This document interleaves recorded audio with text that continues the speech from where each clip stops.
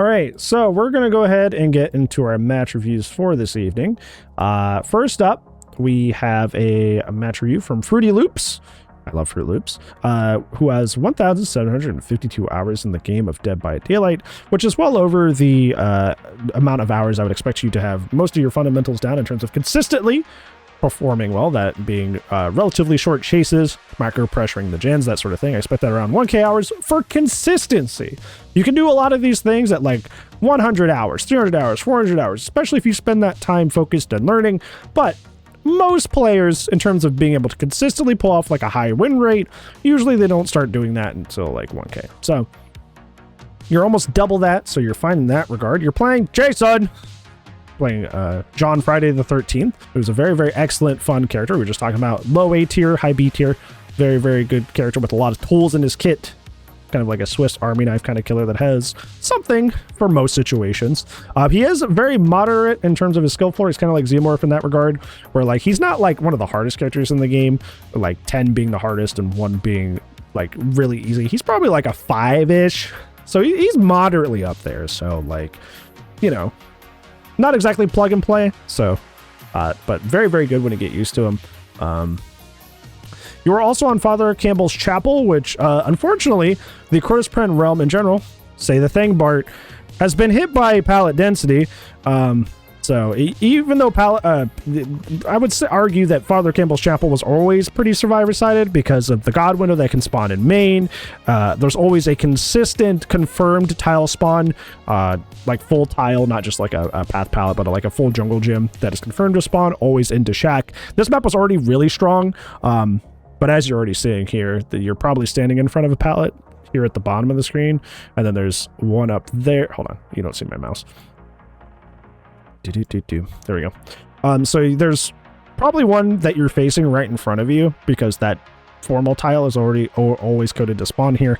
And then there's a pallet here and then a pallet here. Like you're already seeing it. It was already not a survivor-sided, or it was already not a killer-sided map. It was one of the rougher maps to play on killers, but pallet density hit this realm pretty hard as well, in addition to that. So, yeah, that's going to 100% be working against you. Let's take a look at your add-ons and your perks. You are using the sleeping bag, which is after grabbing a hook spike while omnipresent evil. Survivors within 8 meters of hook have their location revealed for 5 seconds. And is that coffee? What is that? That's coffee? Okay, I kind of can't see because of the pixelation.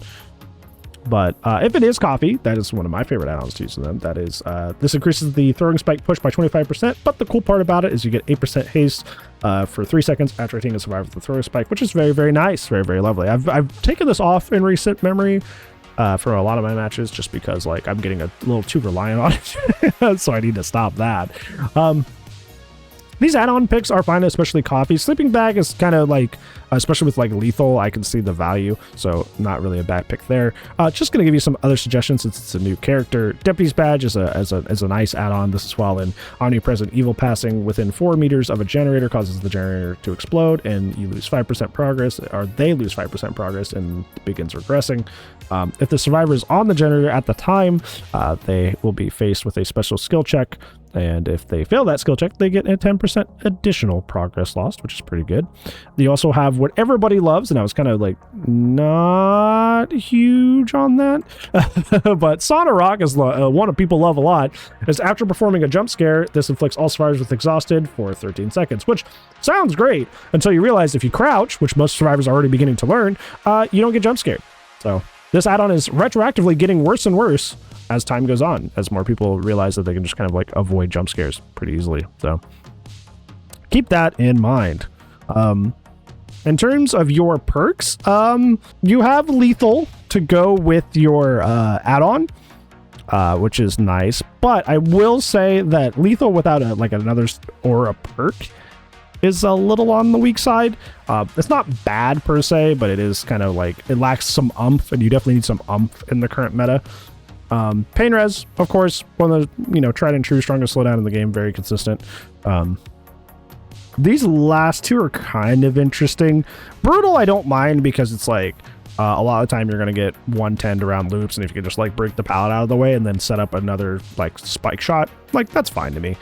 Rapid's the one I would probably not go with here, because Rapid is a perk that benefits M1 killers the most, so characters that use their basic attack.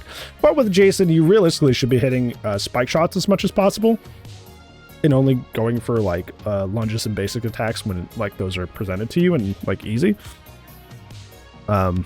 Yes, so jump scare is a special break, yes.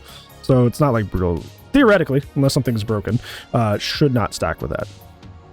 So Rapid is, and it like, I don't know. You really should be hitting your spikes as much as possible. I understand maybe the rationale is that like, it's really hard to get Bloodlust with Jason anyways, which is true, but you're still not basic attacking a lot. So yeah, but like really, like that's the same, but like, I understand what you're trying to say, Milky, but like, you shouldn't be playing for your M1 period as this character if you're playing right. That really shouldn't be something that you're doing, is like foregoing spike attacks for an M1. It's the same thing with like Xenomorph, right?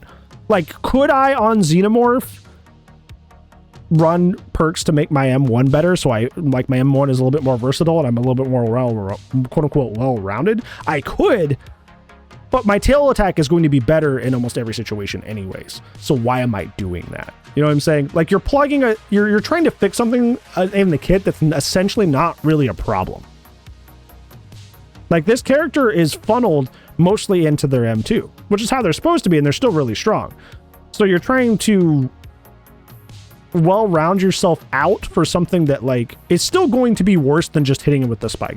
I'm not really explaining this well, I don't think, but I hope I'm making sense. Like, you have something that you're good at that will win you games, that if you get better at it and play into it, you're going to win most of your games. Versus like, oh, I have this thing that I'm not as great at and I'm going to make it only slightly better instead of just focusing on doing the thing that I'm good at that will already win me games if I just focus on that in the first place. Yeah, you're trading your ceiling for a crutch. That's a very good way to put it. You're trading your ceiling for a crutch. Yeah. Oh, you just mean like theoretically, like maybe that's what they're thinking. Okay. Well, either way, it was a good conversation to have, because if that's the mindset of why they did that, I got to hear that. So whatever works. But yeah, Rapid would be the one I would switch out here. Yeah, we are. You're gonna... Oh, who put that tree there? Who put that tree there?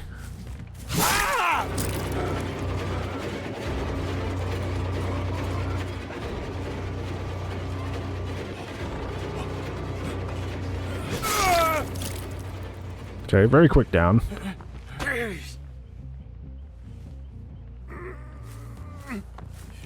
It is match start. You know they're not on gens because you saw them on lethal. So I agree with not going for your pain res right away. That's a smarter play overall.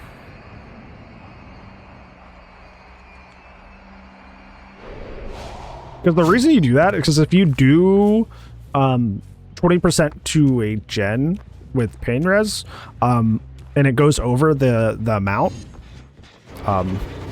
like that just goes away. Like, you don't save that damage at all. It's just gone forever. So if you're in a situation like that where you see like on lethal for sure that people haven't got a gen past 20%, that like it's not worth it. I don't know if you meant to do that, because I do that all the time. There's I don't even know if it's a bug or if it's just clunk, where it's like if you try to like teleport at something, it'll just randomly pick something in your field of view off to the left or right. It doesn't pick the thing you're looking at a lot.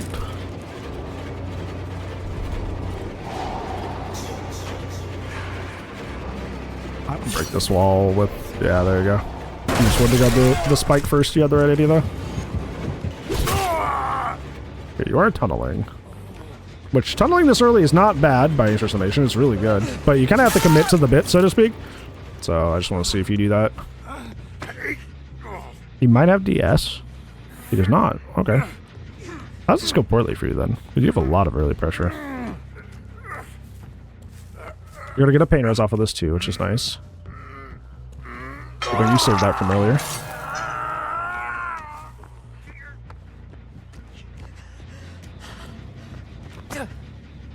I love the fact that Jason like destroys parts of the entity's realm as he goes. It's very funny. You had a pain res to your left. You didn't go to it though. Not the one upstairs, but it's one by this alt C over here.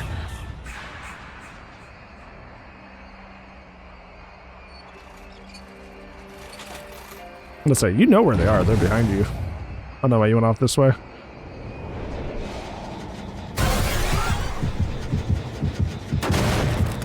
I would rather chase that Yui there, I think it was, because like stopping and dry kicking that doesn't really matter because you don't have like pop or eruption or anything. See, like this is the problem, is like you're trying to make like, this is what kind of what I was talking about earlier. It's like you're trying to make a character that's like time and time again being limited speed wise and trying to give them like an extra little oomph behind it by having rapid, but it's like this, if the kid is like trying to emphasize to you like you really shouldn't be doing this, like you're kind of finding an uphill battle to try and like plug in perks to try and mitigate it. You had that, you just decided to flick it even though he was in a locked animation. You had that.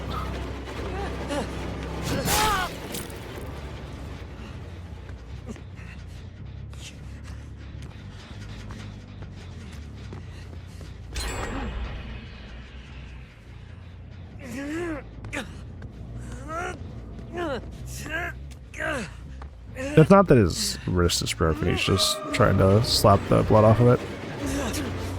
You could even try to Sabo. Why'd you drop there? Was he playing without his hands? Entire Broncodong. Yeah, there was no reason to drop there.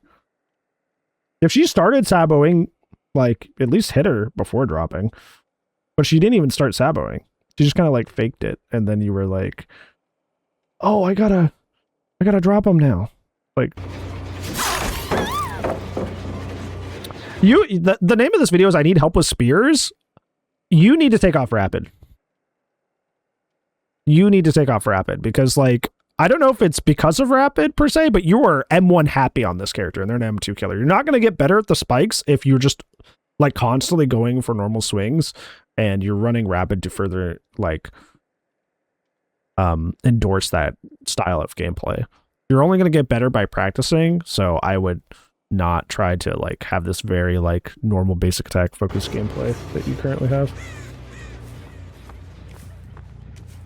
Yeah, but they didn't carry them very far, so it's not like they were gonna wiggle.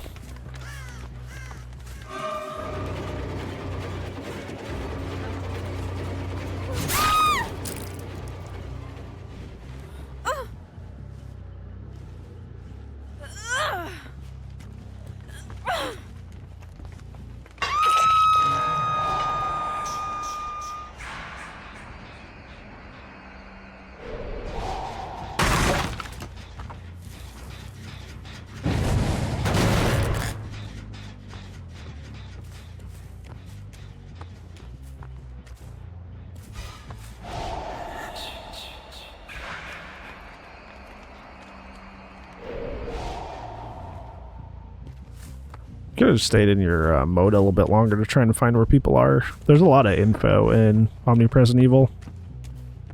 You didn't necessarily need to exit early.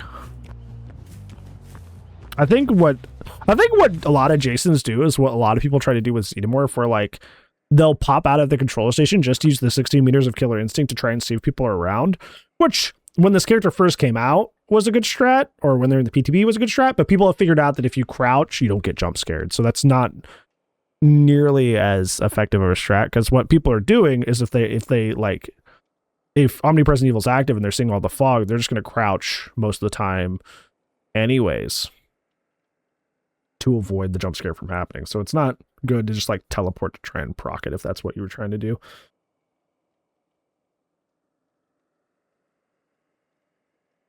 I told him everyone does this. I can confidently say that I do not. Unfortunately, I do support you. I think you're great, but I do not say that. But yeah, that's the problem, Dip, is like, because they were like being a little impatient with Omnipresent Evil, now they get a full reset. Way to let me down? Hey, I'm not lying though. That's the thing. I'm a servant of the truth first. Yeah, you even like ready the spike there.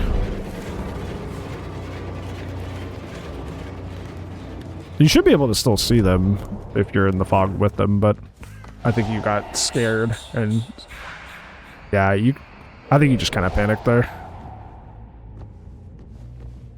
My challenge to you, because you want help with your spears, but like your omnipresent evil needs help.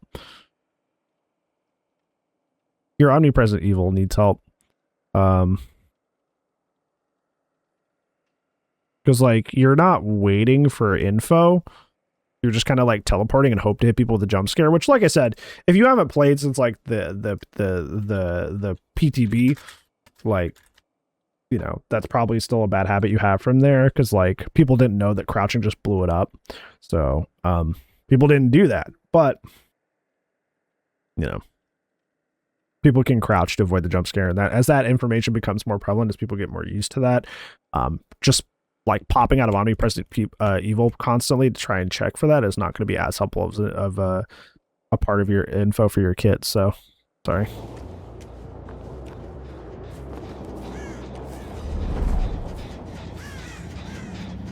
For fog vials? Because I just looked at it and that has nothing to do with like scratch marks or the ability to see people. It just makes the effect a little worse, but it's like it doesn't change the mechanics at all.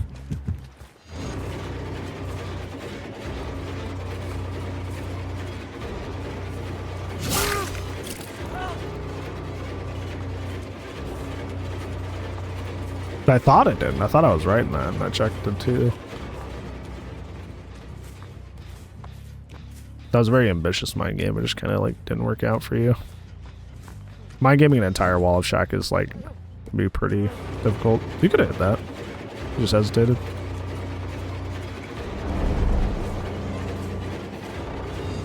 He's to your left.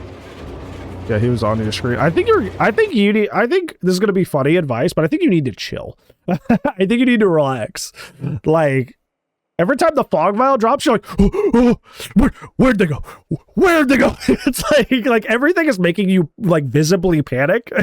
Like anytime somebody does something you don't quite expect, when you have like the spike raise, you're like, oh, I just can't go for that anymore. If the fog vial pops, you're like, oh God, where did they go? Where are they? You know, it's like you're okay.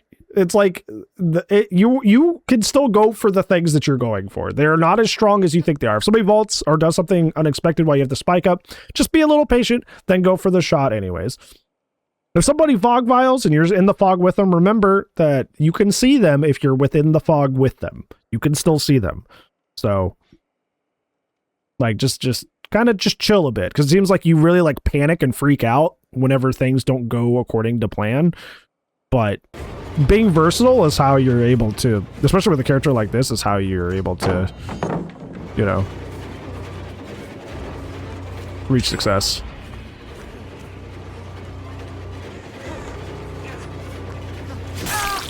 See, like, you shouldn't be in situations here where you're just Wing people down when you have a ranged weapon. I think Brutal Rapid is kind of like encouraging you to like get less out of this character. If anything, they're crutching your insecurity to actually throw spears, because they're covering for you.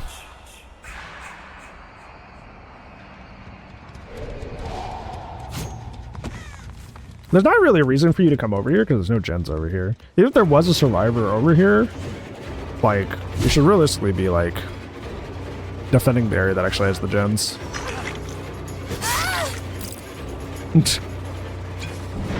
He's on death hook, so you should go after him. Okay, you're gonna try to tunnel Steve out instead?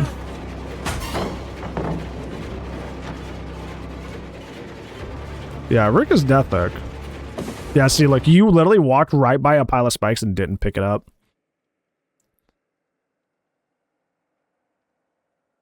Oh. That's funny they got sniped, because you said ad. That's funny.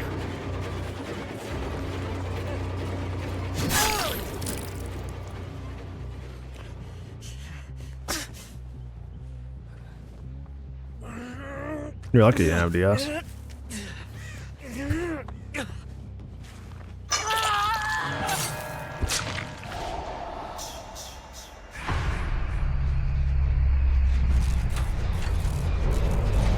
You don't switch sides.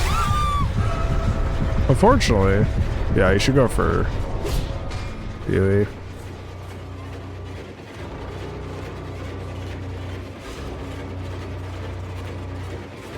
when you're in a situation like this where you've thrown your spike, you seem to just kind of give up and just W them down, which you should really be grabbing a spike from the hooks or grabbing a spike from these piles, but it seems like it's almost like which is a good thing to have as opposed to like an actual serious skill problem. It seems like it's more of a mental block where you're just like afraid to throw the spike, so you just don't, which is, there's no way to improve besides doing.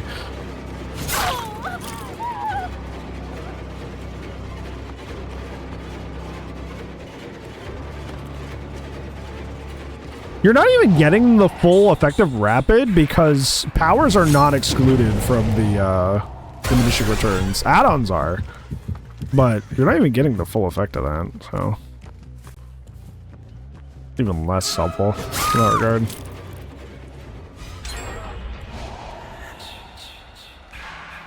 Yeah, it's whenever he jump scares, he gets 4.5 haste.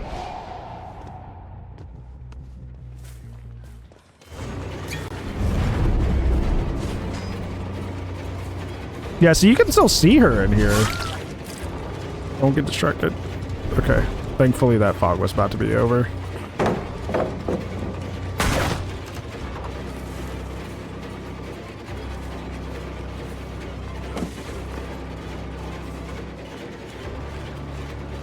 I haven't seen it, no.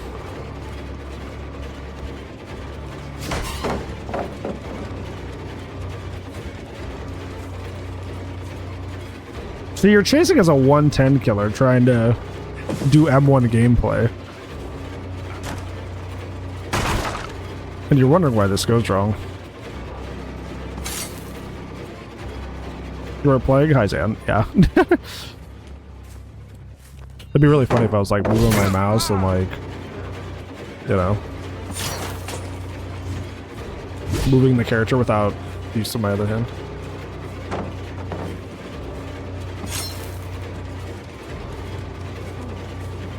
Maybe it's just like a thing where they don't even realize, you know? They really don't realize that they have this aversion.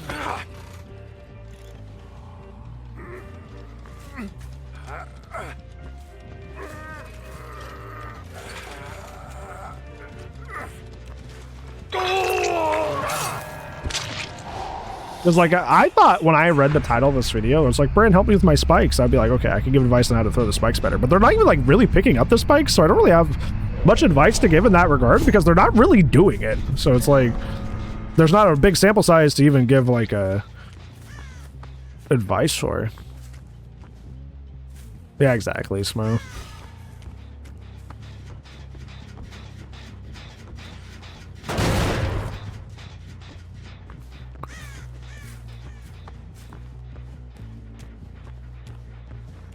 Oh, that's kind of scaring me a little.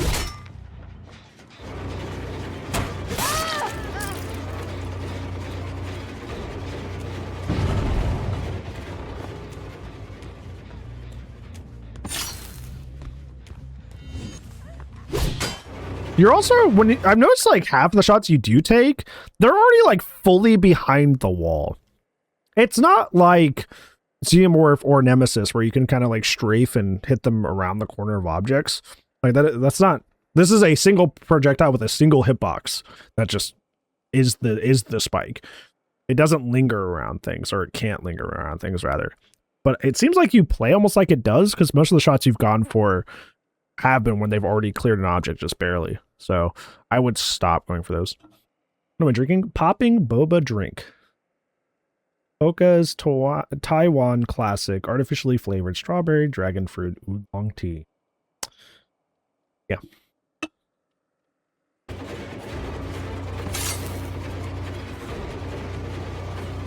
Well, that's not even what I was saying, Lethal. Like, the person had already fully cleared and was behind a wall. It doesn't matter if they threw more to the right. Like, when they're behind the wall, they're behind the wall. Nice shot. It sounds heavenly. It kind of tastes like a fragrance, which is, I don't know how I feel about. You know what I'm saying? It tastes like it should be a scent and not something I'm putting in my mouth and ingesting.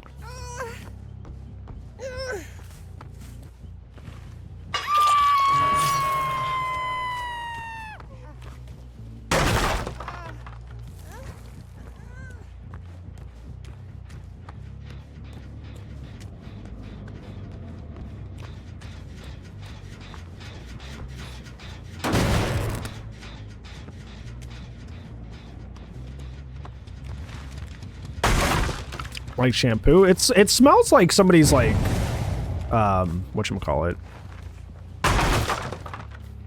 like somebody's perfume, kind of, a little bit.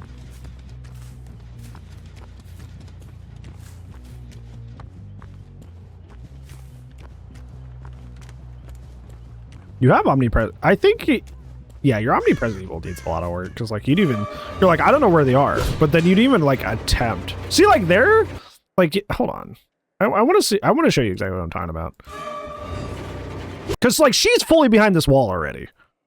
She is fully behind this wall. This little tail thing doesn't have a hitbox, so don't worry about it. Like she is already fully behind this wall. You're not hitting this. She's gonzo. If you're wanting to hit this, wait 1 second more and then try to shoot here where my mouse is. Because Nia just came off hook, so he's probably, or they're probably, I don't know what you go by, but they're probably worried about their DS because she just came off hook. But if you're wanting to go for this shot, just wait a second and try to hit through this gap here. But like here, she's fully behind the wall. You don't hit that. It does not, lethal. It does not. That'd be kind of good. That'd be ridiculous if it worked that way.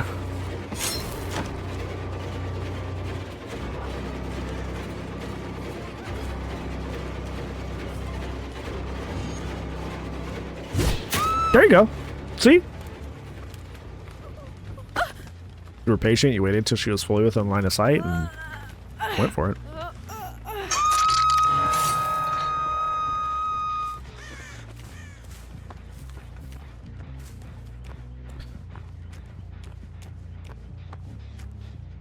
That gen has progress behind you. You're not checking it, yeah.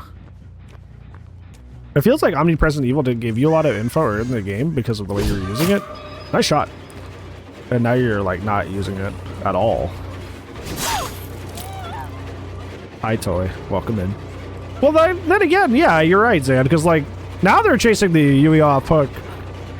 They don't seem to care about DS, so like, why didn't they go after you earlier?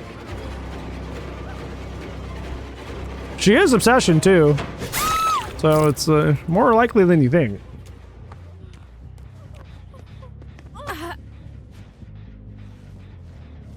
Nope, you got lucky.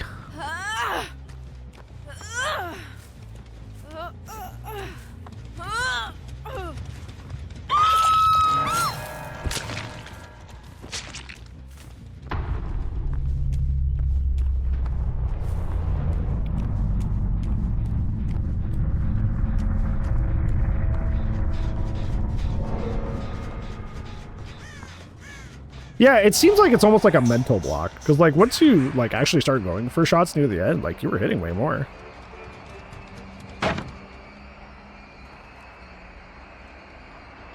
This is totally a thing of the past, yeah.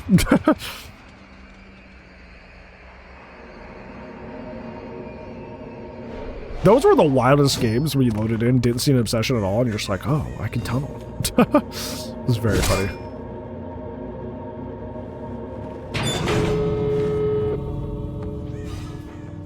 Let's see, do you get them? Okay, you give them door. Okay, let me scoot down here so I can see. There is a full gen build on Steve. One quick gambit on Yui, but she didn't really get chased, so it didn't really matter. And then one proof. I would say, like, in terms of your main takeaways, I'm going to give you about 4 here.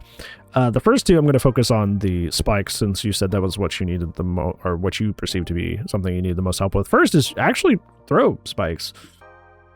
Actually throw some spikes, because, like, realistically, like,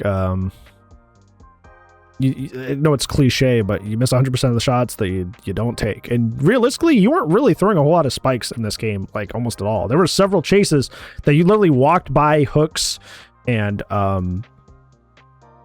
scraps, piles of scrap, and didn't pick up a spike mid-chase, and that ended up making the chase really, really long. So you gotta practice. You got, like, you're only gonna get better by throwing. I know it's like it's gonna be really nerve-wracking and scary, at least initially, but you gotta do it. You gotta do it. You gotta get it out of the way. If it means losing some games to improve, you gotta do it. So that's my first piece of advice. Second, I just noticed you have the same banner and a badge combo that I do. So good taste. Second main takeaway having to do with your the spike situation is like you go for a lot of shots when they're already behind the wall. I don't know if this is like crossover from when like you would play Xenomorph or Nemesis or somebody that can kind of like linger their attacks behind corners and that sort of thing. But there seems to be some sort of like something in your brain that's telling you like, oh, they're already behind the wall. Oh, I can still hit that. But you got to stop that because a lot of your missed spikes in this game were like shots that you had made at people that already made it beyond an obstacle, whether that be a wall or some sort of piece of the environment, and you would go for the shot anyways. He's not one of those characters that can like linger behind something, so I would not go for those shots. Honestly, I think one of your biggest issues for your third takeaway is that like you play a very M1 heavy or basic attack heavy playstyle for a character that's realistically should be going for their special attack, their power attack as much as possible. I think part of this is spurred on by the fact that you're using rapid and brutal, which is kind of encouraging you to play more of like a normal chase down basic attack gameplay style. But doing that with a character that's occasionally 110 is really bad. Like it is really bad. Sure, like you can make the argument that after a jump scare, at least you're going to have like 114.5 speed, which is really close to 115, so you can play it that way. But in reality, you're going to be ending up 110 at certain points of the game, and then it's even worse. And this is not even entering the part of the conversation that we're getting to where it's like, you really should be using your spike as much as possible. Like you saw at the end of the game, when you were actually grabbing your spikes for most of your chases, they were ending very, very quickly. They were ending very, very fast. But all of your chases in the middle of the game where you would like throw one spike, get a little discouraged, and then try to chase them down with brutal rapid, like those chases lasted forever. So I don't know if it's the perks causing it, but like you really shouldn't be taking a character whose whole shtick is their power and trying to play them as a basic attack killer. You really shouldn't be doing that. I think for the fourth and final takeaway, I think you need to get the most out of your, or learn to get the most out of your omnipresent evil, because it seems like first it's good to get around the map, which you didn't do a lot of the time. Second, it's good for info, but not in the way you seem to think it is, because you were kind of like popping out to quote unquote try and jump scare people a lot. But as I have explained throughout this video, it's like if they crouch, they don't get jump scared, which means that like they just shut down that part of your info entirely, which is why it's better to just, you know, fly around and like see if there's like an aura of somebody on a gen or footsteps of somebody that wasn't crouching at the time. Like that info becomes more and more prevalent the more people learn that counterplay to just crouch to avoid the jump scare. So I would like to see you do that more, because it seemed like you were either relying on the jump scare too much for information or kind of just forgetting to use omnipresent evil at all, and would end up walking around the map a lot when you have a ability with a very short cooldown to get around the map instead. So yeah, those will be my 4. Hopefully that helps you. And hopefully you get some more practice in with the spike.